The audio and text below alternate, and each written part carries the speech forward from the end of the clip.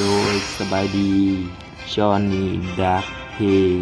สบายไตแลนด์คอมเมนต์จากทางบ้านทาง FC ลงแรงบ่ายจะขอบใจหลายๆของคอมเมนต์ส่วนที่2เป็นคอมเมนต์เขียนเป็นตัวหนังสือไทยเขียนว่าโตปอมตีแล้วแต่ก็ถือว่าขอบใจคอมเมนต์ทางบ้านทาง FC เนาะขอบใจหลายๆสำหรับคอมเมนต์แง่ก่อนจะหน่อย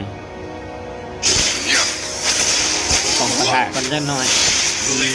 มีการบวกกันแล้วนาทีนี้สวยมาซอยละตอนนี้ดักเคมาซอยละ